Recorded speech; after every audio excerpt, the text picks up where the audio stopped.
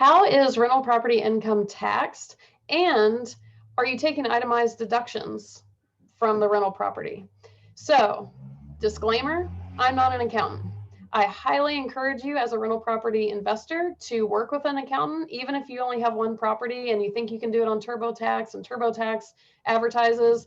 I'm telling you, if you work with the right accountant, they're the ones who are going to stay up on everything related to taking advantage of what the IRS offers you in terms of tax benefits on your rental property, which is a lot. But the rules change fast, the details change fast, it's complicated. Highly recommend you work with an accountant, not just for your own taxes, but also to double check everything I said. There's my disclaimer. So, how is rental property income taxed?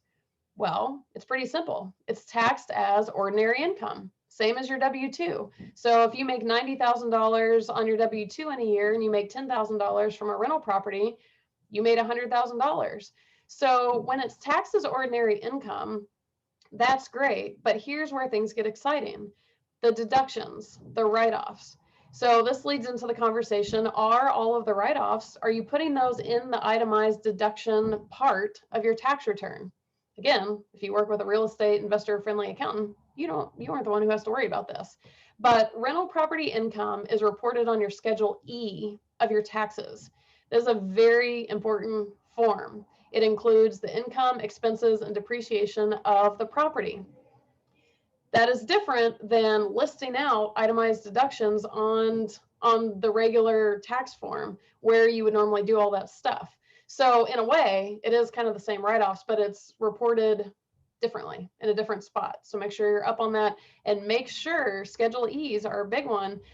Always think about getting audited. You want to have good records about this, and you want to make sure that you're reporting what you are legally allowed to report. For more information on what those things might be, check out my video linked below that goes over all the things you can write off for a rental property.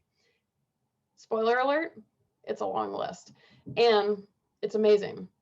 So you are writing off your rental property income as ordinary income unless you decide to put your properties in an LLC. Then you're talking about two separate reportings, because now you're not reporting the income on the rental properties on your personal tax returns, you're reporting them on the LLC's tax returns. To find out the difference between those and if there's any advantages to the LLC, tax advantages to the LLC versus keeping them in your personal name, I've linked another video below that dives into that. So very simple answer, ordinary income, tons of write-offs, reported on your Schedule E, and enjoy the tax profits.